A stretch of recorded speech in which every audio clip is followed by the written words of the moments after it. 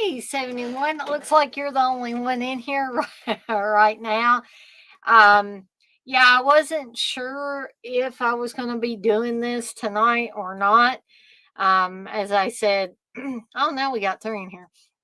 But as I said last night, depending on how, crazy work was, which believe it or not, it was super crazy. I mean, like, it wasn't even like a normal Monday. It was like everything just blew up, So, I mean, a lot of the clinics were calling us and telling us that they had multiple computers that wouldn't connect to the Wi Fi.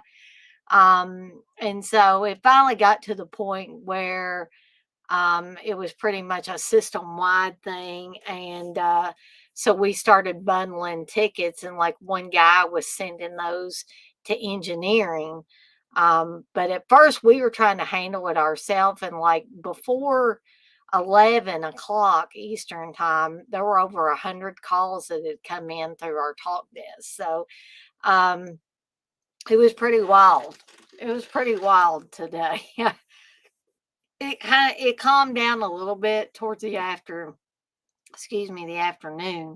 but it was really crazy, um, all morning long, basically. So, but I did manage to get some stuff done, and that's the positive of all this. So, so when you say sounds it, yeah, it was batshit crazy. So again, I don't know how many we're gonna have in here tonight. Um, some of these people that are popping up in and out of here might just be people, like I say, that just scan to see who's doing live streams. And if it's interesting to them, they'll stick around. If it's not interesting to them, they'll go on to something else. So I think sometimes that's why my numbers fluctuate just a little bit.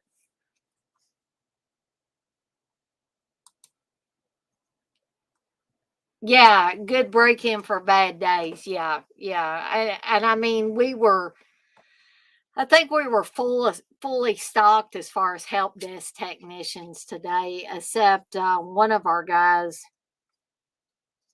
I guess maybe had an appointment or something. He didn't come in till after lunch. So we were missing him, but other than that, we were fully stocked. We had most of our help desk technicians on there on the job. Um, well, thank you, 71. That makes me feel good. I don't um like I don't want Steve to like tell me like I don't need for him to tell me like every day he's proud of me, but I don't think he's told me one time that he's been proud of me since I took this job. I think he's still sore that I left stockyards. Um Even though it was obvious that that was not a good fit for me. The things were never going to get good with that particular job. Um, and I never felt settled in. And I'm starting to feel like I'm getting settled in with Smile Doctors. So, um, I'm hoping that that continues. Um, but that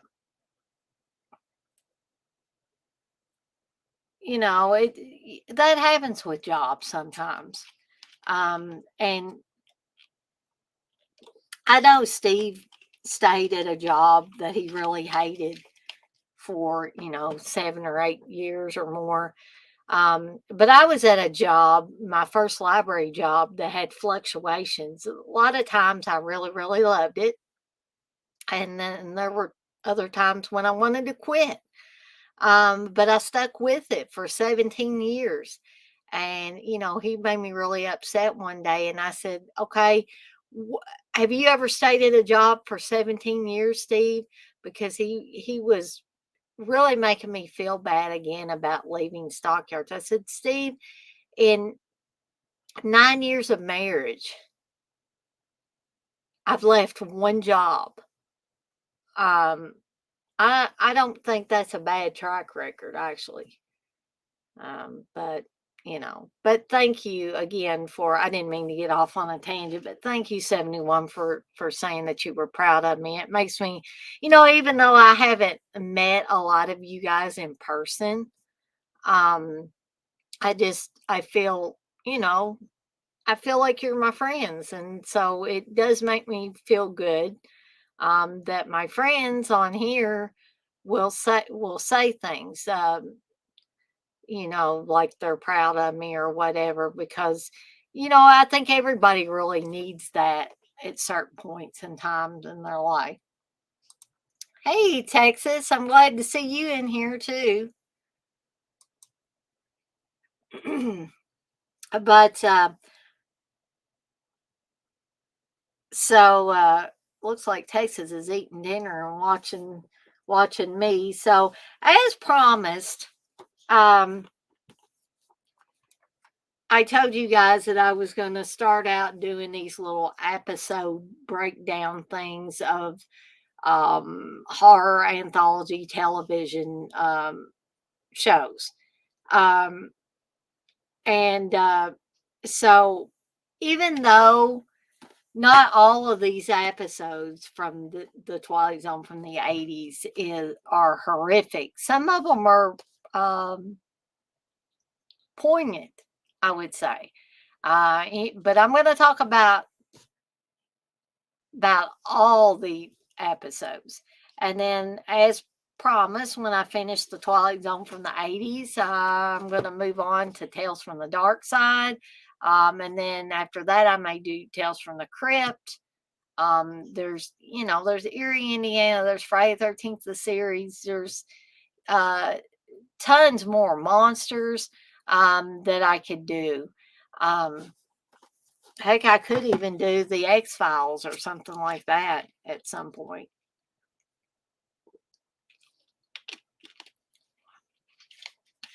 Ooh. Actually, chili cheese dogs or chili cheese anything, Texas sounds good. um, so I had originally planned to go over all of the episodes in one stream from season one. But then I decided, well, that might be a little bit of overkill. So this is going to be part one of the season one episodes. There are 6 discs in this set, so I'm going to cover the episodes from the first 3 discs in this stream, and then when I do the second part, of course, I'll cover the episodes on the remaining 3 discs. So we'll go ahead and get started. I've got my handy dandy little episode guide here, and I've recently finished refreshing my memory on these episodes again. Um, so we're just going to go ahead and get started with the first one, which the original air date for this debut episode was September 27th, 1985. This one is called Saturday. The story was by Harlan Ellison, and it was directed by none other than Wes Craven. So, Bruce Willis stars in this one as a man named Jay Novins, who, in the beginning scenes of this episode, is in a bar and he's meaning to call his girlfriend, and he absentmindedly dials his home number, and he's about to hang up, realizing his mistake, when someone picks up on the other end. And the person on the other end claims to be Jay Novins. Um, this was a really interesting episode. I really enjoyed it.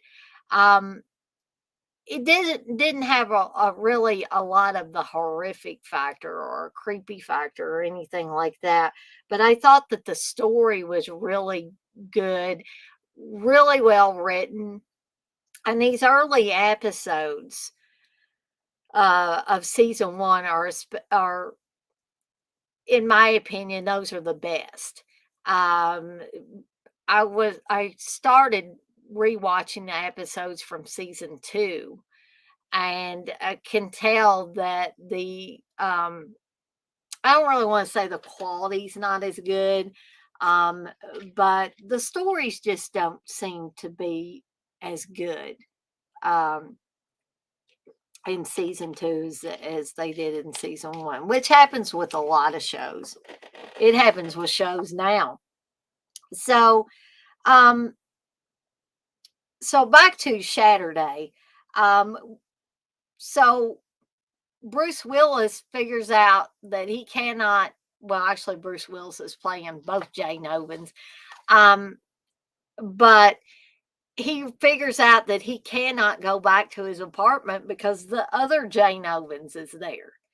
And evidently, this Jane Ovens that has taken up residences in his apartment um, is a nicer Jane Ovens. The original Jane Ovens is sort of selfish and um, I mean, I don't know how many women he's tied up with, and has had kids with, but he's not a really thoughtful, conscientious type of guy.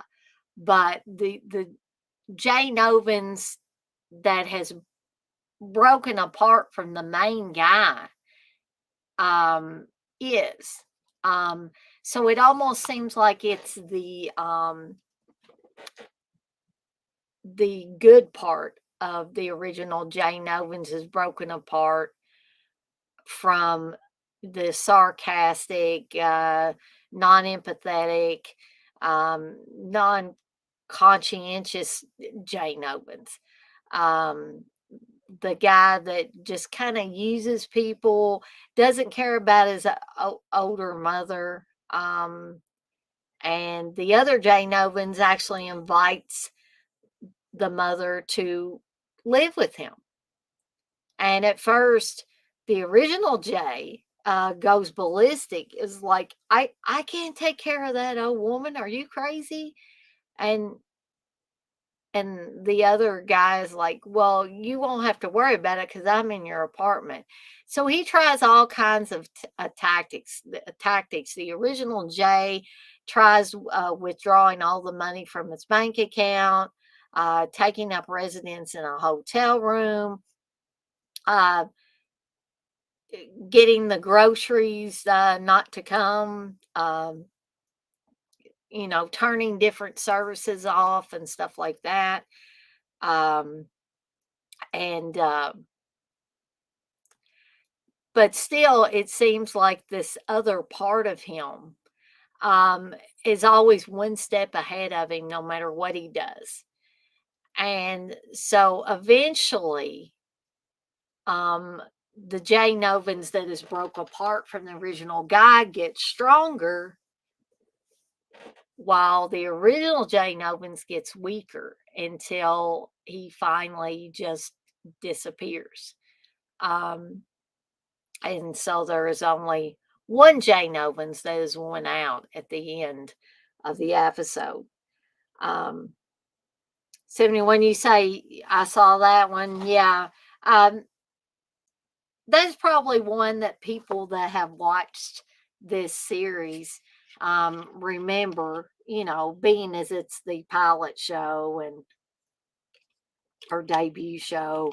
And, it has Bruce Willis on it.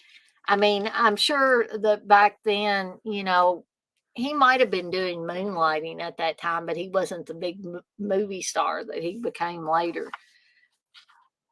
So the second episode is called A Little Peace and Quiet. This one is also directed by Wes Craven, and this one is really hard for me to watch. Um, and it's not at first. It's not hard for me to watch because it deals with uh, a housewife and I almost said murder. Housewife and mother, played by Melinda Dillon, um, that just, those of you that have been housewives and mothers, or even those of you that have tried to hold down a job and be a housewife as well, you know how difficult it is and how you can get totally strung out and harried and all that. So this is basically what's happening to um, Melinda Dillon's character in this episode. And so while she's doing a little gardening one day, she finds a box, and in this box is an amulet. And she puts it on, just thinking, I wonder, how this got here. Why would somebody put it in a box and bury it? Where did it come from? What's its purpose? All that stuff. But she slips it on, I guess, just thinking it's just a regular everyday amulet. And there's someone who's cutting uh, tree limbs or something in their neighborhood. And all of a sudden, she's like, "Oh, why don't you be quiet?" And the sound stops. And very soon she comes to realize that while she has this amulet on, she can, make her family shut up and be quiet. They just kind of freeze in place, stopping whatever they were doing. They stop talking. She can say, shut up. She can say, stop talking, hush, whatever. And the, literally, whoever's around her will freeze until she says, start talking again. Um, and she uses this not only with her family, but she goes to the grocery store in one scene, and her son has been clamoring for a cereal called Choco Pops, and there's one box of Choco Pops on the shelf in the grocery store, and a lot of people, especially women, can probably attest to this. Being in the grocery store, you really need something, or your kids are really wanting something, and there's one, and somebody swoops in and snatches it off the shelf before you can get it. So this is what happens to Melinda Dillon in this episode. Um, and it's just the childish aspect of the other mother who swoops in and takes the choco poppers or choco pops or whatever. I think it was choco poppers. Um, and the woman's like, it's mine. My kids have been asking for it too. And Melinda Dillon says, I think you just better shut up. And so the woman just freezes in the process of putting the cereal in her cart. So she takes it out of that woman's hand, puts it in her cart, um, and sticks some grape nuts or something cereal in the woman's hand. And I mean, she is conscientious enough. Everybody in the store is frozen, including the manager. And she just walks up and like gets some money out and sticks it in the guy's mouth, um, and leaves with her groceries. She could have very well left without paying them anything. Um, and there's also a kind of funny scene when she's walking out on the sidewalk, and there's a pretty nice looking guy in shorts and stuff. And I guess he's exercising, he's walking or whatever. And she reaches out and kind of like briefly touches his butt or something while he's frozen like that. Um, but the other side of this, I mean, all of that is very humorous. But then the episode takes a very dark turn because this is in the time period of the Cold War era. We were still in the Cold War era at that time, and people were afraid that Russia was gonna set off nukes, and then we were going to retaliate and set off nukes, and that there was going to be a big nuclear war that will destroy mostly everything. Um, so she's cleaning house, and someone rings the doorbell, and it's a couple of representatives from a group called Non-Pop. And they try to encourage her to come to a debate, discussing whether or not we should have nuclear weapons. And she's like, I don't have time for this. At first, she says, I don't want to go to some stuffy old debate. I don't have time for it. And, but then she says, yeah, I have time. I just don't want to go. And they keep, saying things like, well, if people like you don't, start to do something, then, the world may, as we know it, may end, or something to that effect. And she gets really righteous and high and mighty at this point. And at this point, I don't much care for Melinda Dillon's character, because she's like, oh, people like myself. And then she said, I think you just better shut up.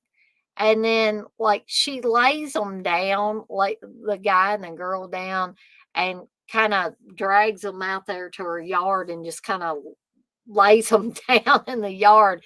And then she says, start talking, and shuts her door. And they wake up and look at each other. It's like, let's get out of here. So, then I guess a few nights later, Melinda Dillon is taking a bath, and she's thinking, how best can I use this amulet to get what I want? How is this going to benefit me? And all of a sudden, nuclear war essentially breaks out, and her husband screams for her from the bedroom. And she puts her robe on and stuff, and she comes in there, and she's like, what's going on? And he's like, sit down, sit down, sit down. And they basically say that Russia has shot a nuke at the United States, and it's in the airspace. And the two daughters that they have don't ever wake up and come in there, but the little boy comes in there, and the that scene just absolutely terrifies me and creeps me out, because the husband starts crying and holding on to the little boy, and he's crying, and like they don't know what they're gonna do. And Melinda Dillon basically, I guess, forgets that she has the amulet on, and she says, shut up, shut up.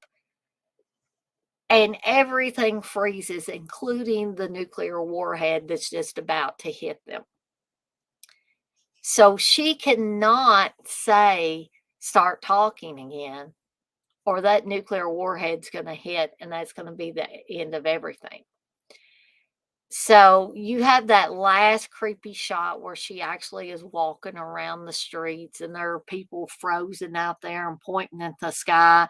And then as you look, you can see the nuclear warhead, um, kind of almost like punching a hole in the atmosphere. Um, and everything is eerily silent, and she's the only one moving around. Um, so Texas, you said that episode is fantastic. Are you talking about A Little Peace and Quiet? It is a fantastic episode, but it really unnerves me. It starts out, like I said, very comedic, and then gets dark really quickly. Um, so moving on to the next episode is Wordplay, uh, which again was directed by Wes Craven. Um, so Robert Klein plays a salesman for medical equipment. Um, and he's trying to learn the names of all these new products. And as with anyone that has had a job where, you get used to things, you get in your groove, and then bam, they change everything on you. So this guy's Robert Klein's character seems to be a very old school guy. He even says in this course of the story. Why couldn't they have just kept all the other equipment? Why do I have to learn the names of all this new equipment? And so it just starts out very standard with a guy being nervous about learning all these new products and stuff. And then slowly we notice like he's getting ready to go to work. He's going out to his car, and his neighbor's dog um had just had a litter of pups. And so they're discussing it as neighbors would, and the neighbor mentions how many his dog had, how many puppies his dog had, and Robert Klein's like, that's a lot or something. And then the neighbor says, yeah, it's a lot for a small dog like an encyclopedia. And Robert Klein looks kind of, his eyebrows are furrowing and all that. He said, did you say encyclopedia? You said Ginger, your dog is an encyclopedia. And the neighbor's like, last time I checked. And he says, but you knew that. You knew that, Bill. Um, and he kind of laughs like, oh, this guy's yanking my chain. He's pulling my leg. But then slowly over the course of the day, more and more odd things start happening. For instance, a coworker in the office says, "Yeah, I've been wanting to ask this girl Barbie in accounting out to um, out to eat, and she finally said yes." And he asked Robert Klein. He said, or he asked Bill. He said, "Do you have any?" Do you have any ideas about a good place I could take her for dinosaur? And Bill's like, dinosaur? And the guy's like, yeah, yeah, I want to know where to take her for dinosaur. And so it seems that Bill's getting sort of agitated, and so the young guy is like, well, if you don't want to help Mr. Lowry, that's fine. I'll just decide on another place. And so um he ends up going Bill ends up going home for lunch, and Annie Potts plays his wife. And um their son has been ill with a cold or something to that effect. And his wife says, yeah, I'm worried about Donnie. He didn't even touch his dinosaur. And so now Bill is getting really freaked out. And he's like, did you just say dinosaur? And she said, yeah, what else would I call it? And he said, do you hear what you're saying? You're saying dinosaur instead of lunch. And she's like, Bill, what on earth are you talking about? Um, and can you imagine just getting up one day and the words start changing, words that you've heard for years, start changing their meanings.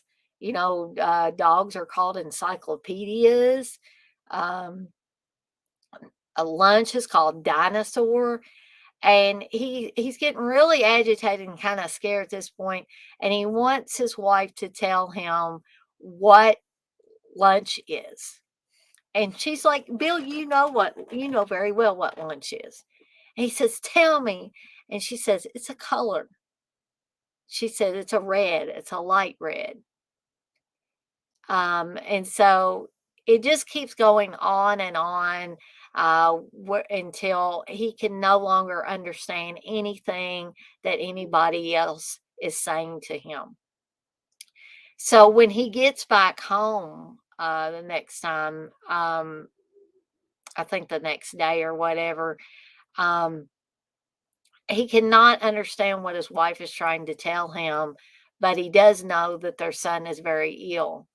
And so they go to the hospital because their son can't breathe.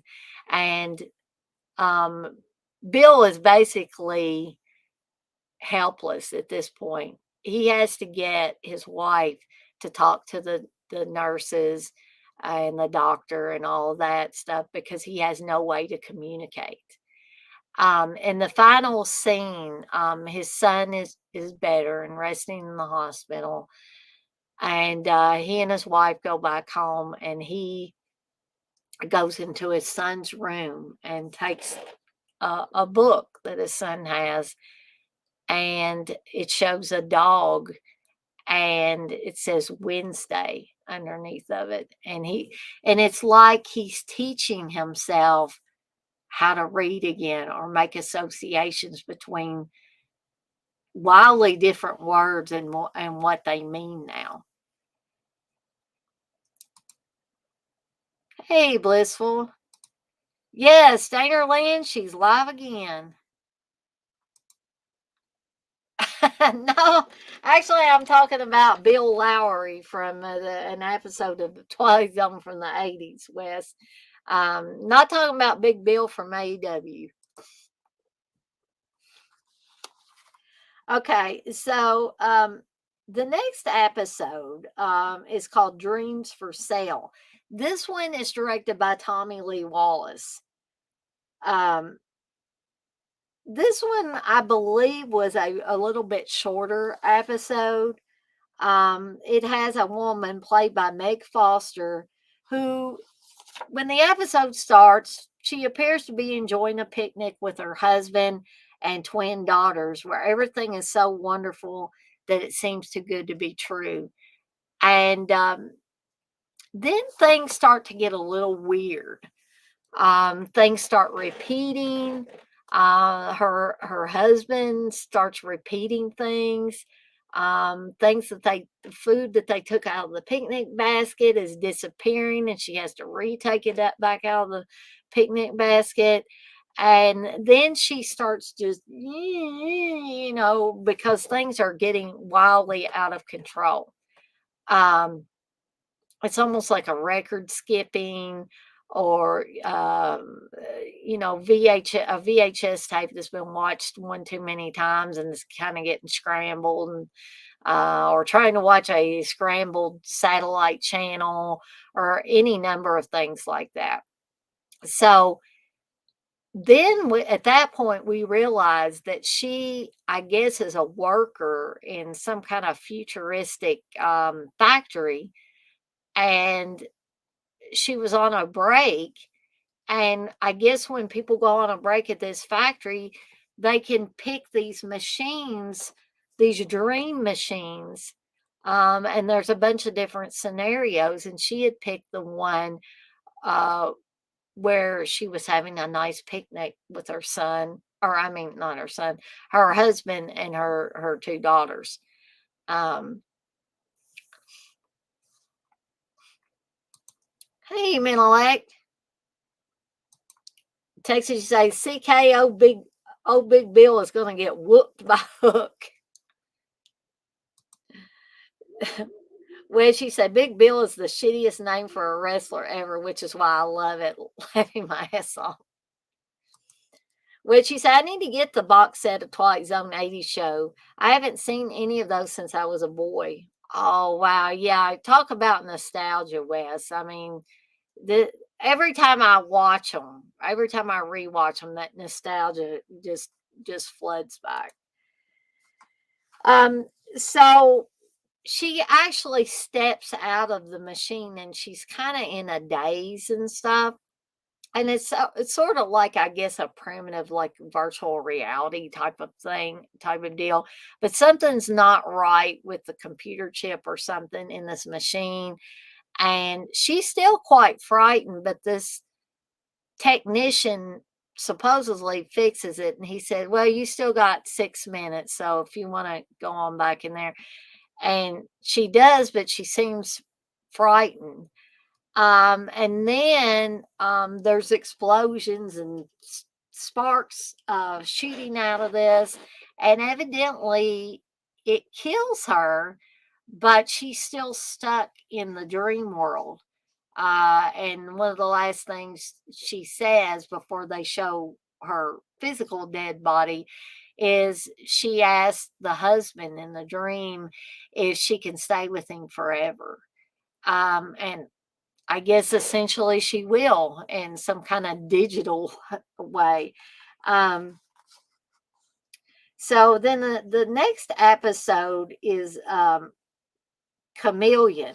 I really thought this one was an interesting episode too. This one was once again directed by Wes Craven. So a space shuttle returns to Earth with an unusual passenger picked up in space. It's a shape changing alien that absorbs people, including their memories. This has Ben Piazza and Terry O'Quinn back when I guess he was being called Terrence O'Quinn and not Terry O'Quinn. Um, I really liked this one because I thought it was an interesting story. Um, because basically the alien takes the form of a camera, causes the camera to malfunction. They bring it back to their lab, and a technician on site is gonna take it and fix it. Well, as he's walking away with it, it it absorbs him basically, and kind of takes him over and changes into different people two or three more times before leaving, I guess, to go back into space. Um, but I really enjoyed it because it was almost like I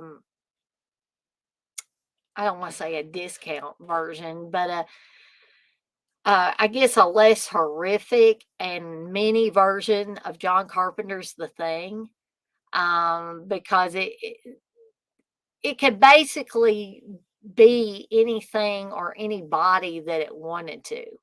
And I just thought that was very interesting. And it's something that, it interested me with The Thing where it would absorb um, people and animals and things like that. Um, but I think the only thing that this alien wanted was to be able to get back home. I don't think it was really interested in hurting or killing anybody like the alien in The Thing. So that's another one of my favorite episodes. Like this, the first disc has a lot of really great episodes, in my opinion. The next episode is Healer, which I don't like it as well as some of the previous ones, but it's still an interesting story nonetheless. So, um, this one is directed by Sigmund Neufeld, which I'm not familiar with the name, but some of you guys may be. So, a young drifter becomes an overnight sensation as a hands on healer after he steals an ancient mind stone with magical powers, much to the envy of his partner, played by Vincent Gardenia. Um, any of you that have been witness to people that claim to be faith healers, where they lay their hands on somebody and claim to heal them. Um, so this is basically what this guy becomes Brother John. He starts out, he's Jackie, he's kind of a petty thief. He steals this stone, and he's shot by, I believe, a security guard as he's trying to escape from the place where he got the stone. And this turns out to be an Indian stone. But he's able to heal himself from the gunshot wound and also to heal his friend.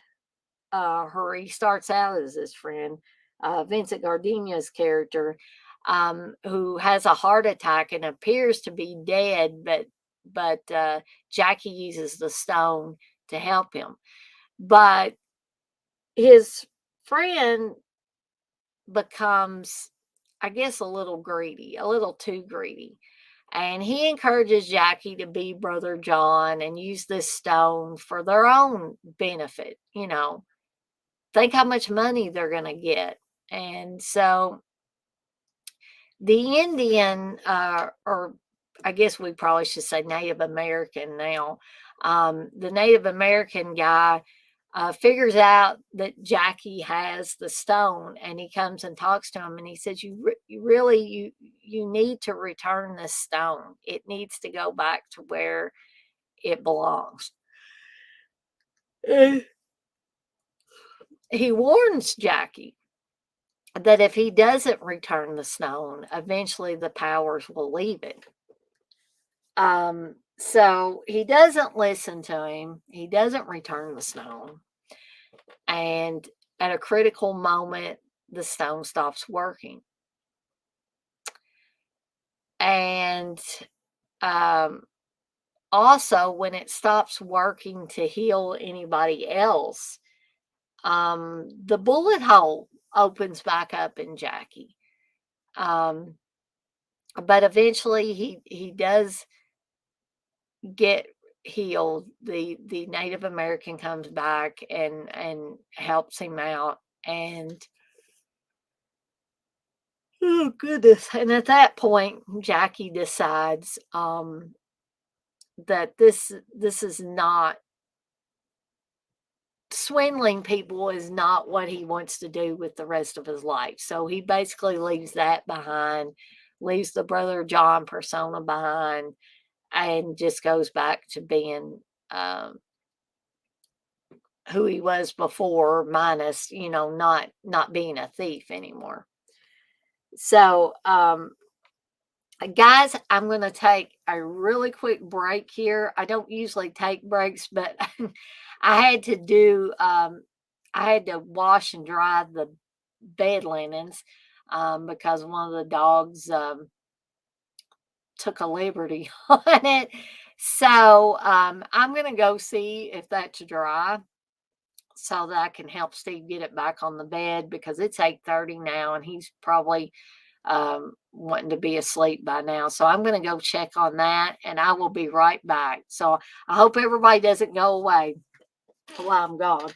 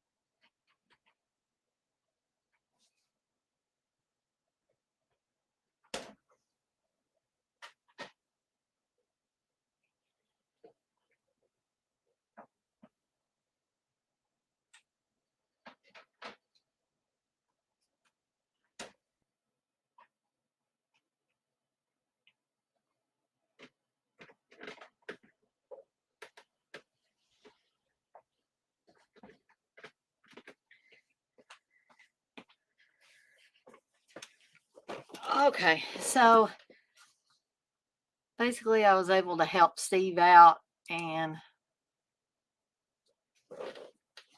thought to grab myself some peppermint bark that I made at Christmas time and still have some left because I think my blood sugar is getting a little low, which is why I was yawning so much. So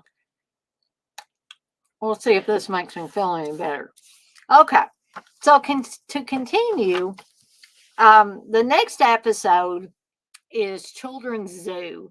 I really like this one too. This one was a little bit, if I remember correctly, a little bit of a shorter episode as well.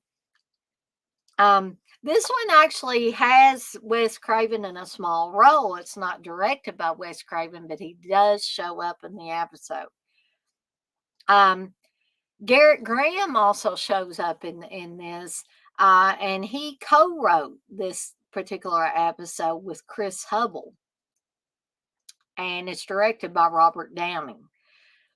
So this episode basically is about a little girl who her parents fight all the time, argue and fight with each other. They don't really pay attention to her. It's like out of sight, out of mind. And till she shows up, and the mother's like, "What?" You know, and she's got this scroll, and she's like, "Where did you get this? It's filthy. Did you pick this up on the playground?" And then she actually reads it, and it's an invitation to the children's zoo. But both parents have to accompany her to the zoo. Okay. So, you just think at first, oh, she's going to just a zoo to see animals. And it's designed specifically for children. So they get there, and there's a lady there to meet them, and she takes the scroll from Debbie, the little girl, and she asks her some questions. Did a friend give this to you, and did they tell you all about us and all that? And you're starting to feel like, okay, this is not a regular zoo. What is going on here? So she lets little Debbie go in one entrance, and the mother starts saying, "Young lady, where is my daughter going? Where is she going?" And the woman's like, "Well, we've discovered that it's a better experience for the children when they go in alone or experience the children's zoo on their own." And she basically tells the parents that they can go in a waiting room area and wait for Debbie, and she'll meet them when she comes out. So then we go back to Debbie entering the children's zoo. And instead of animals, there are parents in the enclosures. And what has happened over the years is that kids who have terrible parents basically bring their parents or trick their parents into coming to this children's zoo. They get placed in these enclosures um, where they eat, sleep, and everything else until they can learn to be good parents. And so, essentially, what Debbie is doing is she's looking at all these parents in all these different enclosures to pick a new set of parents. And she sees Wes Craven, and he's really nasty, "Hey, you little brat, get us out of here." So, needless to say, Debbie doesn't want them. Garrett Graham plays a father who thinks that the way to get someone to get them out of there is to promise them ice cream and cake and cookies and all that. So Debbie doesn't go with them either. She goes by one set of parents that is asleep. Um, and she finally gets to a couple who seem really sweet, and you wonder, why are they here? And the husband tells the story of uh, their son bringing them there years and years ago, and they tell Debbie, "We've learned what it is to be good parents." And so Debbie picks them, and they go back to the woman that was there to greet Debbie at the beginning of that, or near the beginning of the episode. And she's like, "You made a good choice, Debbie." And Debbie's walking out with her new parents looking all happy. And then we see her original parents, and they're in an enclosure and they're pressing their face up against the glass and all that, like wondering where Debbie is going. Um,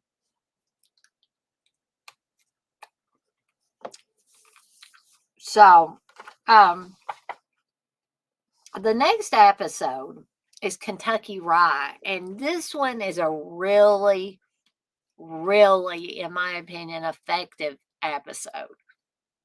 Um, I mean, I don't know how somebody that's an alcoholic would take this episode, but I think this story tells a lot about addiction.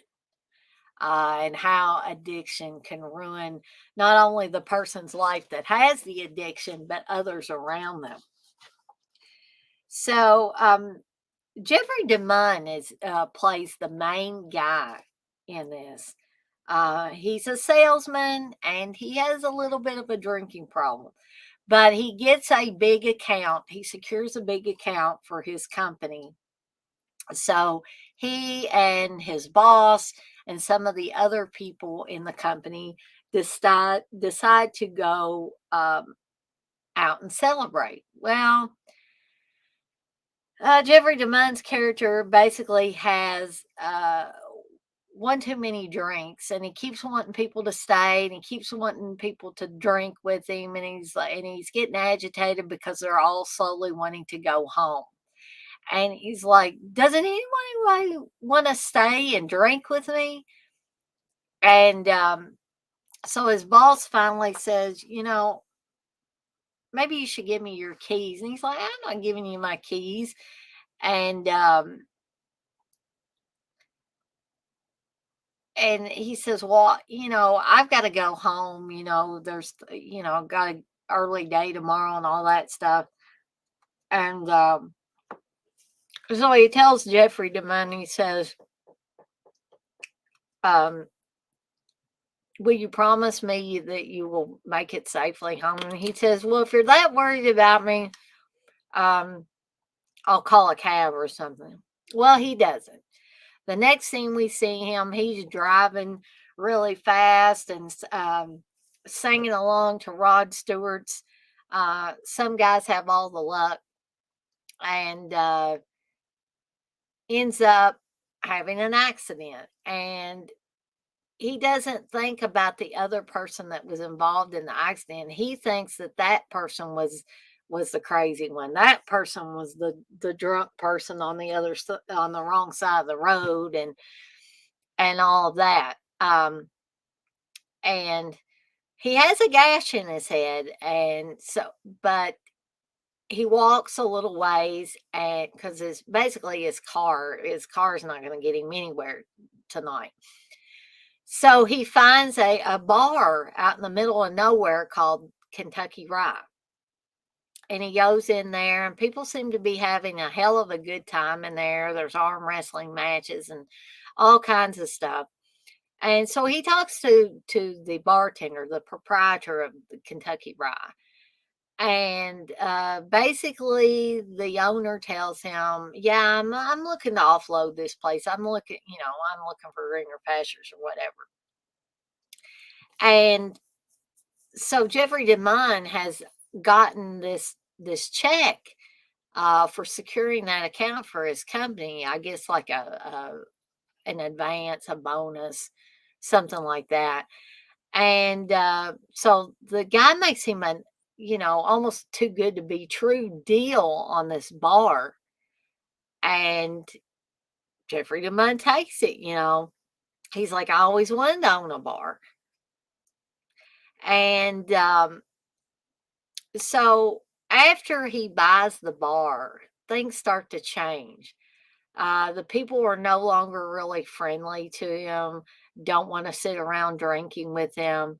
And there's a guy and a woman towards the back who keep staring at him, and they look very sad. And at that point, you're not really sure exactly what's going on there. But what it turns out to be, I guess the bartender, the owner, was like the devil or something. And he basically Jeffrey DeMunn sold his soul to the devil. And now his hell is going to be this bar, which is not a actual working bar. You see, there's dust and things are broken, and it looks like it hasn't. Nobody's been in it for about 20 years, 25 years, and then the guy who was kind of standing around in the back and looking so sad and staring at Jeffrey DeMunn. And he actually gave him the extra money, the extra 100 or whatever he needed to buy that bar earlier. And so Jeffrey DeMunn really gets upset, and he says, "Oh, so you think you own me now because you gave me that $100 and blah blah blah." So the guy tells him, he said, "You see that woman out there?" And he looks outside the window, and there is a woman, and it's the same woman that he saw looking so sad, um, in the bar, just a few hours earlier. And he says, "You see that woman out there? That's my wife." He said, "You ran me off the road when you were in my lane." And so we pretty much get that idea that, okay, Jeffrey DeMunn hit this guy, killed him, and also killed himself in the process. Because we see Jeffrey DeMunn's lifeless body carried out on a stretcher. And we also see some of the other people that were in the bar seem to be friends of the woman who was the guy's girlfriend, or what, or wife rather, I guess I should say. Um, so this episode was very, very effective. And people can have many types of addictions. It doesn't have to be alcohol. It doesn't have to be drugs. Um, it could be an addiction to sex. It could be an addiction to pornography, um, an addiction to food. There's many, many types of addictions, but this really, I don't know why, but this episode spoke to me in a way. I mean, there is alcoholism in my family, as there is many families, as well as other types of addiction in many people's families. Um, so I think it might have been a little bit of that caused it to kind of speak to me. But it really did, certain parts of it gave me cold chills when I watched it. So this one is a very good episode, um, a very thought provoking episode, um, and also an episode that pretty much get under your skin a little bit. So the next episode is Little Boy Lost. And this one is also directed by Tommy Lee Wallace. Uh, I like this episode. This one is not horrific in any way. This one's about a photographer played by Season Hubley, who's torn between taking an overseas assignment and getting married and starting a family. And she meets a familiar little boy played by Scott Grimes. And she thinks he was sent over from the talent agency, the modeling agency, and she takes pictures of him at the zoo and he's with the skateboard and stuff. It turns out that this boy is like a spirit that was sent down to see if Season Hubley's character would be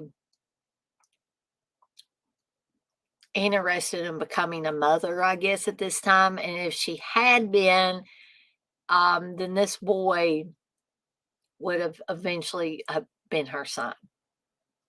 And but sadly, she's not wishing to. I mean, she really cares about the guy she's with, but she wants to know if she can make it as a photographer first before she thinks about starting a family.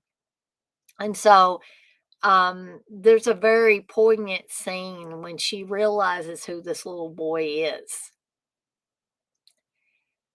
And she asks him, she says, Kenny, why didn't you tell me? And he says, I'm not supposed to. That she was supposed to choose him just based on, if she was interested in that, in being a mother at this point in time in her life. And obviously she was not. And the last thing he says to her, or the last thing he calls her before he just kind of fades away, is mom. And this is probably one of the most poignant episodes for me in the series. And I'm not even a mother, or well, I'm a mother to fur babies and stuff, but I'm not a mother to human babies. But I can only imagine how it would pull at the heartstrings of mothers all over, or women that thought about being mothers at one time and then other things maybe took precedence. That would probably really, really pull at your heartstrings, but really, really good episode that I like to go back to quite often. So the next episode is Wish Bank. That has Dee Wallace on it. And she finds a magic lamp at a garage sale. But first, she's got to fill out a little bit of paperwork. Now, this is another kind of short episode. They have these shorter episodes interspersed in with a little bit longer episodes. And this one was very comedic. So basically, she finds this lamp, she rubs it, and poof, she ends up in another place entirely. It kind of looks like the IRS offices or something, or a bank or something at tax time. And so she meets with a guy who kind of reminds me of Martin Short. It's not Martin Short, but the guy kind of reminds me of him. And so he asked her what she wants her three wishes to be, and she tells him, and he writes all this stuff down. And then so he's her broker. And so then she has to go to the fulfillment window or whatever. And she gets up there to the woman, and the woman's really nasty and cranky and stuff like that. And she tells her that she doesn't have the form she needs. And Dee Wallace is like, well, what form do I need? And she tells her, and she says, well, where do I get that form? And, well, you got to get it from your broker. And So her broker had meanwhile gotten in trouble with his boss and got fired. Um, so at this point, Dee Walls gets completely agitated, and she's like, "Oh, I wish I'd never rubbed that stupid lamp." And then poof, she's back just a few seconds before, back at this yard sale with her friend, having the conversations they had before she found the lamp. And she just doesn't mess with the lamp this time. Her and her friend just leave. But that one was a kind of comedic episode. So the next episode is Night Crawlers. This one is directed by William Friedkin. Um, the first time the first, I don't know, two, three times I really watched Night Crawlers, I didn't much care for it. I thought it was overly long and stuff. But now I've got a greater appreciation for it. So, uh, so Scott Pollan plays a Vietnam vet who's haunted by memories of the war. Um, and what happens is actually the things, it's almost like he has flashbacks from Vietnam, but they actually come to life and end up killing people around him. Um, so I think Freakin did a really great job with this. The setup is great. I no longer feel like it's overly long. It's entertaining enough to keep my interest. I don't know if like when I was a little bit younger watching it, I just didn't get all that stuff, and now I can enjoy it more and appreciate it more. But it is a really good episode, and I've heard other people say that they like the Nightcrawlers episode. So I would definitely recommend it. Okay, so that's disc one. Now we're moving along to disc two, um, which the first episode of disc two uh, debuted on October 25th, 1985. And this one is called If She Dies. It's directed by John Hancock, stars Tony LaBianco. Um, and the little girl in the story, Tony LaBianco's daughter, is played by the girl who played Kimmy Gibbler uh, in Full House, the neighbor friend that comes over a lot and was sort of annoying at times. But I must say, she was a really cute little girl. And so Tony LaBianco, um, his young daughter slips into a coma after a car accident. And after that happens, and the doctors don't have a lot of hope for her recovery, um, he is totally distraught because he's already lost his wife, and his daughter's all he has. And so I believe he's leaving the hospital one day after seeing his daughter. And he happens to glance over at the church. And there's a little girl on the roof of the church. And he looks away and looks again, and the little girl has disappeared. And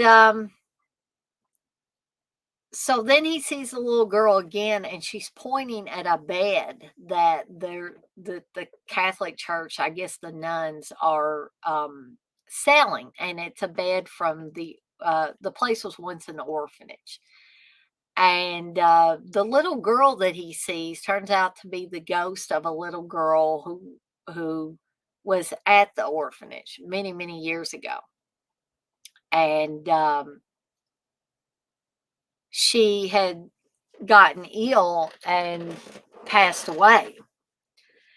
So he's seeing the ghost of this little girl, and she points to the bed.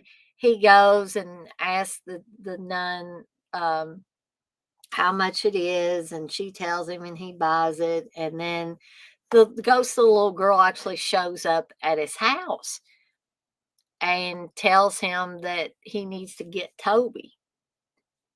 And so he goes back to the nun and he says, "Who's Toby? Is this a little boy that she knew or what?" And Toby turns out to be a teddy bear. And so the ghostly girl, he brings her, Toby, and she kind of she climbs into the bed that he bought previously and disappears. So he begins to understand, oh, I've got to get my daughter and bring her and put her in this bed and she will get well. Well, of course, the nurses are like, you can't take her out of here. And he's like, watch me, she's my daughter. And he takes her out of the hospital, puts her in this bed, um, and his daughter slowly wakes up. And all of a sudden, she says, Daddy, can I have Toby? And it's like the little girl, Sarah, I believe, has inhabited, at least partially, his daughter's body. Um, so a very poignant, and some people may find it creepy, the ghost aspect of it, but I still thought overall it was a very poignant episode. And I do enjoy it. The next episode is Yay Gods, which goes back to a more comedic element. So, an up and coming executive, played by David Dukes, is frustrated by unrequited love.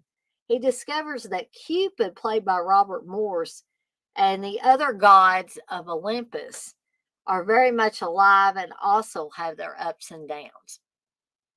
And I just thought I found myself laughing quite a bit at this episode. Again, not a very long episode, but just the interactions between the characters, between David Dukes and Robert Morse, and how Cupid talks about, oh, you mortals, you'll never learn and stuff.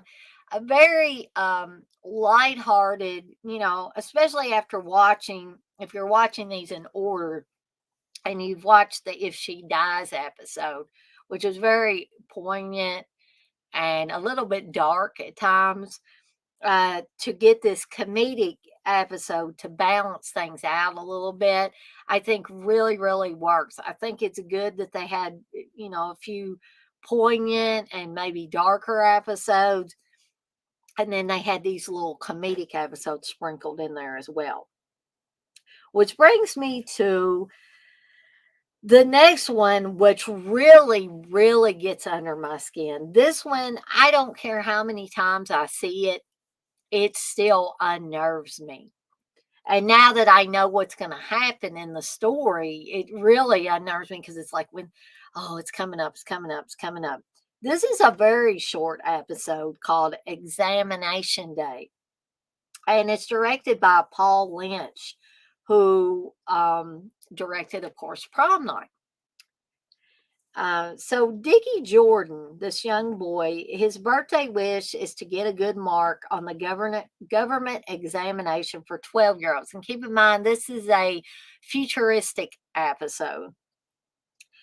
But he can't really understand why his parents seem so uneasy every time he's like, I want to do good. I do good in school. I want to do good on this government test. And so we're not really sure, his parents keep telling him, just do your best, Dickie. You don't have to, score the highest or anything like that. In fact, it seems as if they don't want him to do that at all.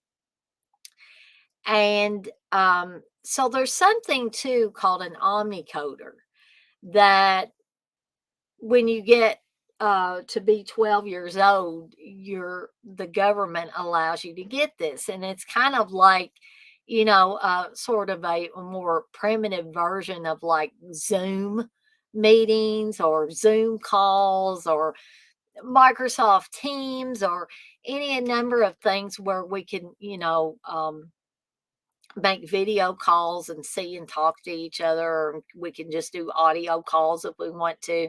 So, in essence, that's kind of what this omnicoder is.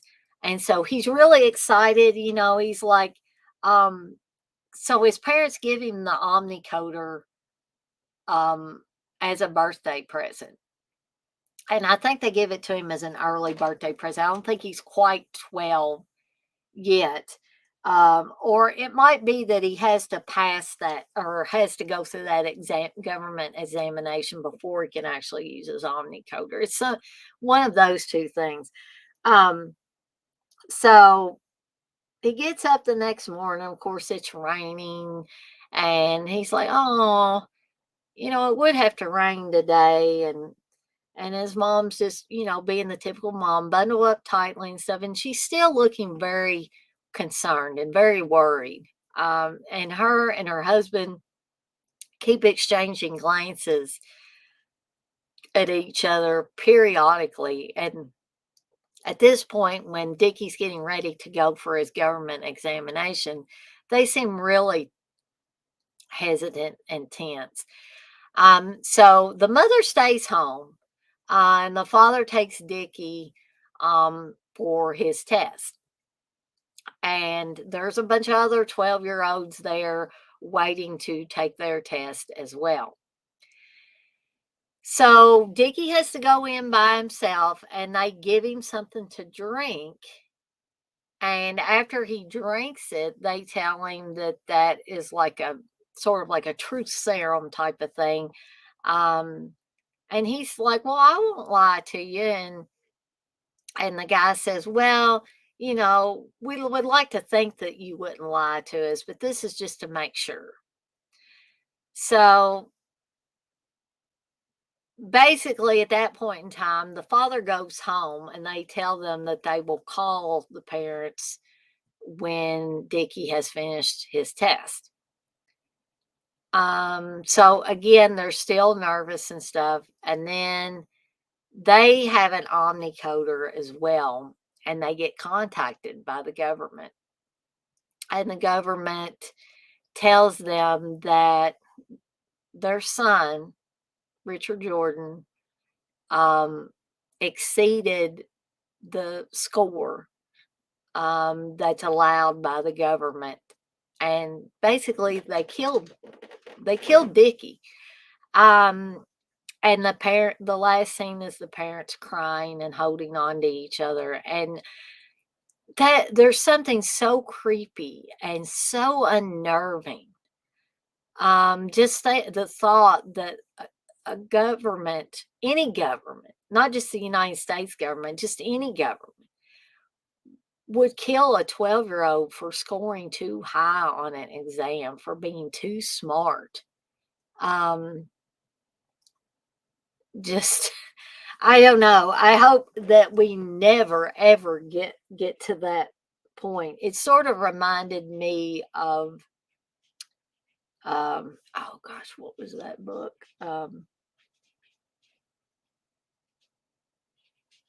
Gosh, I'm totally forgetting the title of that book. The Giver. That's one by Lois Lowry, I think. For any of you that have ever read The Giver, you would definitely, I think, see parallels in The Giver in this a little bit. So, I hope nobody's getting bored by this. Nobody's really chatting in there. Maybe they're just listening to me. But I'm going to try to finish up these, the rest of these in disc 2 and those in disc 3. So, moving right along, a message from Charity is the next episode.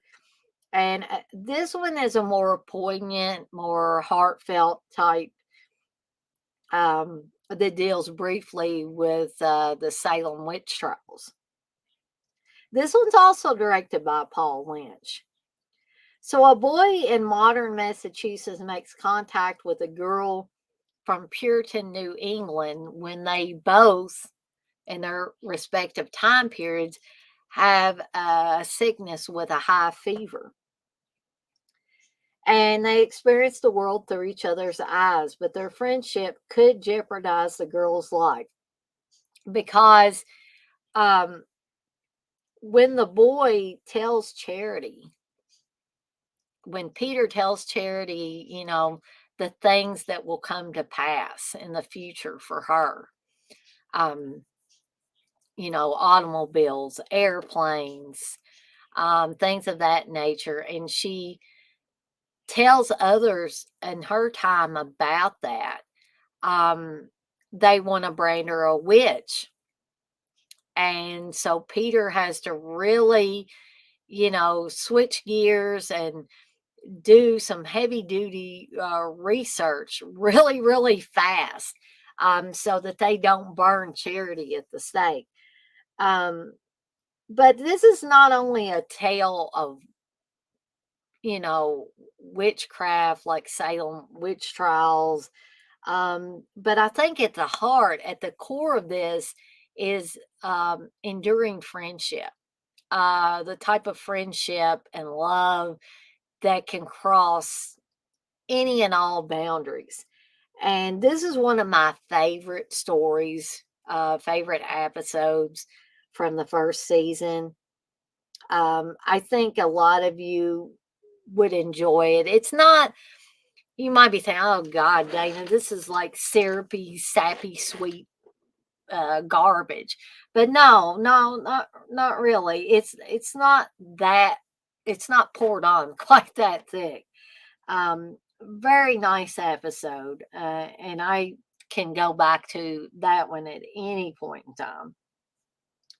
So the next episode is Teacher's Aide, starring Adrienne Barbeau, who plays an English teacher at a high school that's being terrorized by a gang. And she falls under a gargoyle spell. There's a gargoyle on the front of the school building, and it does take possession of her for a certain amount of time, and kind of turns things on its ear where the gangs are pretty much running the school at first. And when this seemingly mild mannered English teacher gets taken over by the gargoyle and has, enormous strength and glowing eyes and all of that. And people might think that's a little hokey now, like some of the effects are a little hokey, which, yeah, some of it is a little hokey, but I still think the story, at the heart of the story, it's still effective. And I do enjoy it. Um, this again is a little bit shorter, not quite as short as like something like Examination Day, but again, shorter than some of the others. The next episode is probably, I would say this one is probably my favorite episode of this entire season. And it's not a horrific one at all.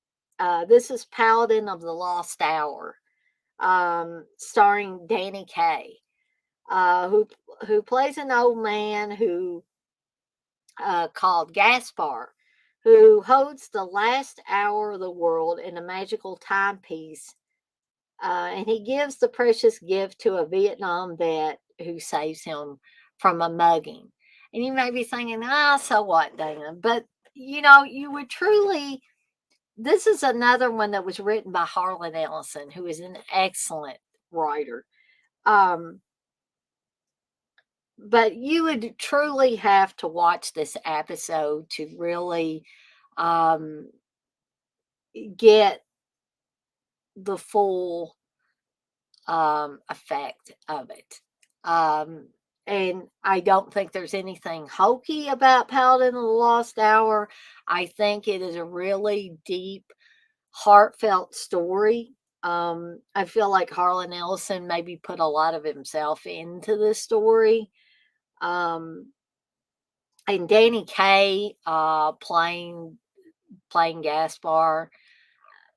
I couldn't imagine anybody else other than Danny Kaye playing that. I absolutely love Danny Kaye. And say what you will, oh, he's old school, and yada yada yada. Um, I enjoy the man. I enjoy the man in everything that I've ever seen him in. Um, say what you will about the Cosby Show, but he was in an episode of the Cosby Show as their dentist, and I loved that episode. I could go back to that episode at any point in time and watch it and enjoy it. Um, Danny Kaye was also in White Christmas. I really liked him in that. And I had never seen White Christmas until like a year or so ago. I decided to watch It's a Wonderful Life and discovered what a wonderful film that is. And so I'd also heard a lot about White Christmas, which, although is not, as poignant as It's a Wonderful Life, but it is a great story, a very enjoyable story at that. So, yeah, Paladin of the Lost Hour definitely has to hold the top spot of any of these episodes I've talked about tonight. So, the next episode is Act Break, which this one's probably one of my least favorite episodes. It's enjoyable and it's not really that long at all. And it's quite a bit comedic, and it concerns it's basically a tongue-in-cheek story about a playwright's final act, where a guy basically, he's a modern playwright, and he's tired of working with these partners who he feels don't really mesh well with his style, and he says the wrong thing too many times. And so the final scenes, he ends up being a partner to Shakespeare at the end of the episode. Sorry, guys, I'm trying to chew this a little bit.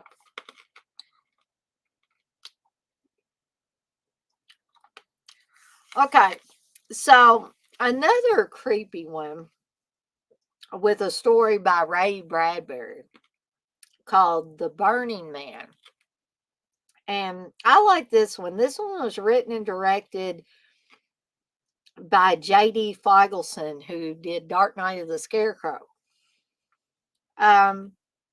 So during the heat wave in the 1930s, it says a mother, but it's not the boy's mother, it's his aunt, played by Piper Laurie, and her nephew enjoy a drive in the country. And the nephew is the main boy from a Monster Squad, or the Monster Squad. They're enjoying the drive in the country, and they're going to the lake to swim when they encounter a strange man who wants a ride, played by Robert Blossom. And so he seems, just some crotchety old dude at first. And then it starts getting creepy. And he starts talking about the cicadas and them coming up out of the mud, and the darkness eating away at time and all this stuff, and just really creeping them out. Until finally Piper Laurie's character just stops the car, tells the guy to get out, and they leave him standing in the dust. So then they go swimming, and then they're coming back, and there's a little boy in a white suit, the same kind of white suit that the old man had on earlier in the story. And they pick him up, and he seems okay at first, just like Robert's Blossom did. And then he asks them something about evil. And that's the same thing that Robert's Blossom's character had said a little bit earlier. And then he leans forward from the back seat and whispers something in Piper Laurie's ear. And then the car goes dark. And we don't hear any screams or anything, but we assume that the boy was the man. And he's pretty much overtaken the two other occupants of the car. So a subtle but still creepy story. So another one of my favorite episodes is the next one, Dealer's Choice. This one is directed by Wes Craven, and it stars Morgan Freeman, Barney Martin, and Garrett Morris, and also M. Emmett Walsh. There are four poker pals who sit down for a friendly game with the stand-in who turns out to be the devil. And Dan Hedaya is playing the devil in this episode. So he says that he says his name is Nick, and he's filling in for a buddy of theirs who's sick. And I think he says that that guy is his cousin. But it turns out that he's the devil, and he's come there to take one of them back to hell with him. And he originally intends to take M. Emmett Walsh. What M. Emmett Walsh has done that's so bad, I don't really know. You know, him and his wife had a fight, and his wife had left and went to stay at her mother's or her sister's or something. But it didn't seem like he'd done anything to warrant going to hell. So, amazingly enough, these guys end up making a deal with the devil. And so he doesn't end up taking anybody to hell, and he leaves them a feast in the kitchen. So, when the narrator is speaking at the end of this episode, he says something to the effect of, they always say to never make deals with the devil, but if you must, it's nice to know that he can be a nice guy once in a while. So, I liked this episode. It wasn't really scary. It was pretty much comedic. I think Morgan Freeman, Garrett Morris, Barney Martin, M. Emmett Walsh, and Dan Hedaya. I think they were all just fantastic in this episode. So that one, I don't know if I said it was directed by Wes Craven, but it is. Okay, so moving along to the final disc 3 that I'm going to talk about tonight, is the episode Dead Woman's Shoes. This is not one of my favorite episodes, but it's not a horrible episode either. So there's a timid clerk played by Helen Mirren, and she slips on a pair of shoes once owned by a woman who was murdered, and becomes inhabited by the victim's vengeful spirit. This actually aired on the original Twilight Zone as Dead Man's Shoes. In this case, it was a dead woman's shoes. Helen Mirren does a good job as the timid clerk. And when she changes and becomes the vengeful spirit of the woman who was murdered, evidently murdered by her husband, or her husband had her murdered. And she's basically inhabiting this other woman's body in order to torture her murderous husband. So the next episode is Wong's Lost and Found Emporium. This one again is directed by Paul Lynch. Paul Lynch directed quite a few of these first season episodes. So a young man seeking answers to his bitter questions stumbles upon a warehouse in another dimension, the repository of everything that's ever been lost. So basically, this guy is very bitter, lost his compassion for humanity. And he's very mean to the other people that he encounters in the Lost and Found Emporium. But at the end, he comes to reconnect with his compassion. Um, he strikes up a friendship with a woman who is also looking for something. Um, I think she had lost her sense of humor and she was able to find it. He found his compassion, and there were a couple of other people that found what they were looking for as well. Um, a little bit of a poignant episode. I enjoyed it. It was a little bit different, in my opinion, than some of the other episodes I've talked about tonight. But I think Paul Lynch did a really good job. It was well acted, and I would recommend that one. Okay, so the next episode is The Shadow Man, which was a little bit shorter of an episode, not extremely short. But this one is directed by Joe Dante. So a boy's worst nightmare comes true when he meets face to face with the Shadow Man who lives under his bed. But here's the thing about the Shadow Man. There are many Shadow Mans. There's not just one Shadow Man that's hiding under one person's bed, because when the boy finally gets the courage to kind of face the Shadow Man that comes out from under his bed tells him, I am the Shadow Man and I will never harm the person under whose bed I sleep or live. Maybe he said live. And so the boy uses this to his advantage, but by allowing him to gain notoriety and get with the more popular crowd.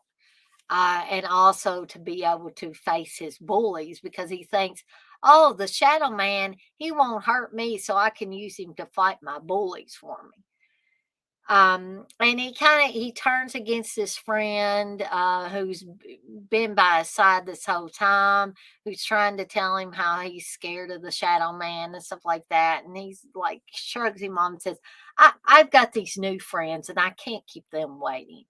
So this kid kind of gets what's coming to him when he agrees to meet the bully uh, at night in the local playground, and the bully sees the Shadow Man come up behind the other boy. He's like, oh, we better get out of here. He's right behind you. And he thinks it's the Shadow Man from under his bed. It's not. It's a Shadow Man from some other kid's bed. And so the last scene you see is the Shadow Man lifting this boy up by his throat, and his legs are kicking and stuff. So he basically at that moment in time, the boy says, "I thought you said you never hurt me," and he said, "But I'm a Shadow Man from under someone else's bed." Um, so the next episode is a really, really short one, or short in my opinion, called "The Uncle Devil Show," and this one is quite comedic. So mom and dad don't realize that the video their child is watching demonstrates magic tricks like turning parents into lizards and giving dogs 4 eyes. So the little boy has evidently been asking for um, what is he called? Something ferret and friends. I'm forgetting a little bit here. And so the little boy asks his dad when his dad gets home from work, "Hey, did you bring me the video, Dad?" And he's like, "Oh yeah, here it is." And so he gives it to him. And this is really an example of absent parents taken to the 10th degree, because they never pay attention to what their son is doing, what their son is watching, um, and is really kind of a public service message to pay attention to what your children are doing, pay attention to what your children are watching, and stuff like that. So he does basically put lizard heads and other animal heads on his parents, and they don't notice. The father just keeps reading the newspaper. He makes his toy dinosaur real, and it's outside doing things, screaming and stuff like a. We still got these dang flies. I tell you guys, I don't know. I guess we're probably going to have to get the pest control in the spring, but I have done some major cleaning and trying to clean animal enclosures and stuff, and it just seems like they just will not go away. But anyway, back to the Uncle Devil show. Um, so basically, on this video, um, there's that guy called Uncle Devil who shows the boy how to do these magic tricks, like these bugs come out of this thing that looks like a vase, I think, or something. And he has a cape, a black cape with red on the inside. Um, he has a magic wand, and he, I think I think he got it with box tops from cereal. Remember when you could do that? You could get so many box tops and send them off and get stuff that we thought was cool back then, but we would probably think it's pretty lame now. But instead, he gets this stuff to do these particular magic tricks.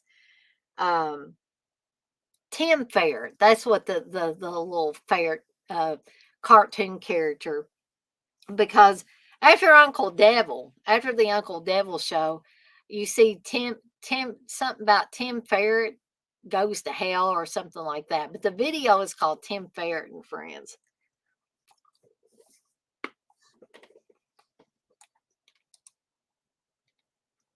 Hey, Robert Long, you say the one I remember is the Shadow Man.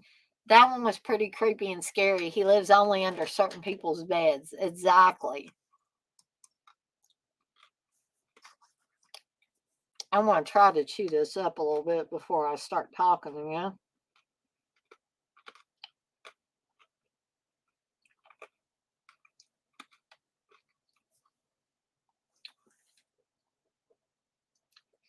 So the next episode is opening day. This one was written again by Chris Hubble and Garrett Graham and directed by John Millis. So Martin Cove stars in this, and he murders his girlfriend's husband, Carl, played by Jeffrey Jones. And then he finds that he has somehow become Carl in a new dimension of time. Well, not one of my favorites, and this one I think is a little too long. I do enjoy certain aspects of it. I think both Martin Cove and Jeffrey Jones do a great job in this. And it's not really a bad story. I just think it could have been tightened up just a tad. Might have made it a little bit better. So we're down to the last few episodes of this 3. So the next episode is The Beacon. When a doctor, well, the doctor is not Martin Landau. Um, I got that a little bit confused. I believe the doctor is played by Charles Martin Smith, whose car breaks down, spends the night in a strange village. And in this strange village is where Martin Landau is. He learns why the residents are so frightened of the lighthouse. And basically, the lighthouse and whoever is in the lighthouse controlling it has the uncanny ability to be able to choose who in the village will die. And so evidently the lighthouse keeper and the lighthouse have decided that this little girl that's been sick for a while is going to be the one that's taken as, I guess, some sort of sacrifice. But the doctor, who's very modern, says, oh, she's not, it's not that bad. We can give her a little medicine and the girl gets better. Well, when Martin Landau finds out about it, he kind of goes ballistic and says that basically the doctor has messed things up for their little village and that somebody will have to be taken in the little girl's place.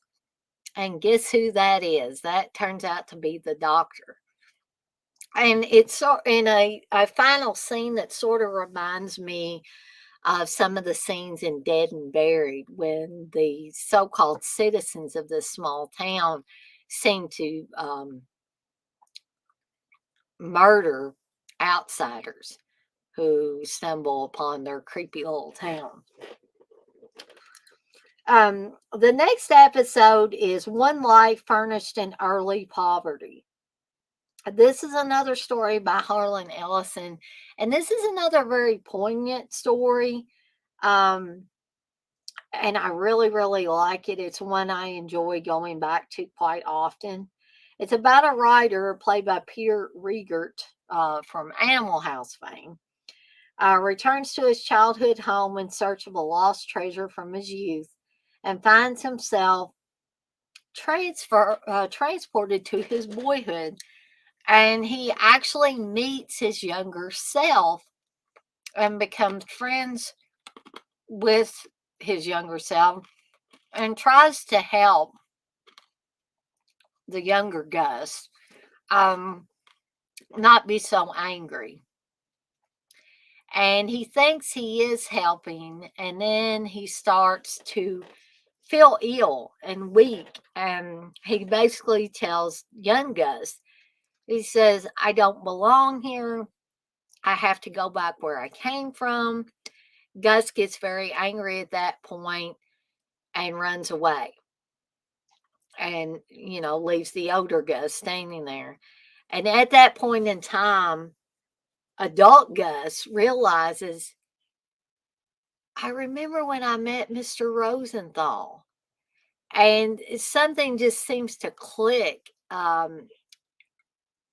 inside the viewer, I think, whenever you hear him exclaim, make that exclamation of the realization that he met himself in another time period. And it's just so bizarre, but a really good story, a very old fashioned nostalgia. Like, this is brimming with nostalgia. This episode is. And I would highly recommend it. The next episode is Her Pilgrim Soul, which this is another one that I really, really enjoy. This one again was directed by Wes Craven. So it's about a scientist who is astonished when he somehow creates a hologram of a girl who has a life and a history of her own, unlike anyone he's ever met. And he, even though he's married and very much loves his wife, he starts to fall in love with this woman who starts out as a baby but seems to age 10 years or so in a day. And this is another very poignant episode. It's another one of my favorites, and kind of pulls at your heartstrings a little bit.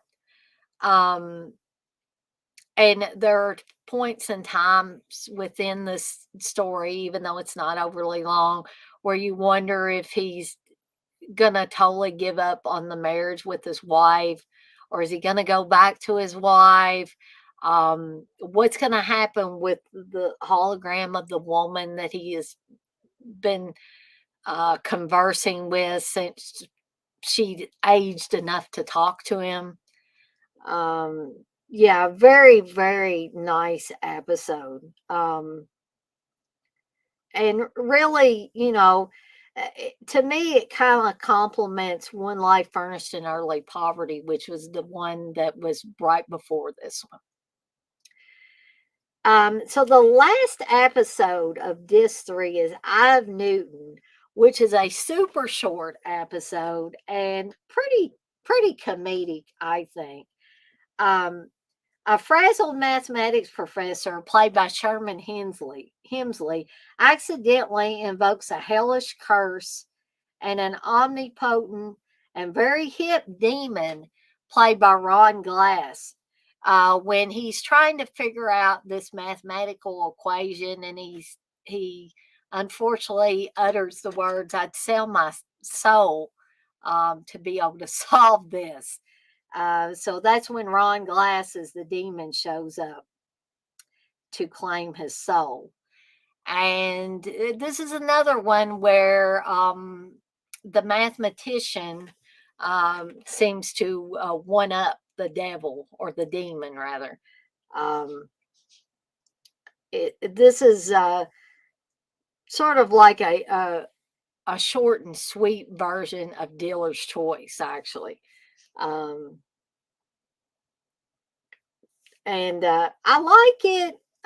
It's, like I said, it's definitely not overly long. It's super short.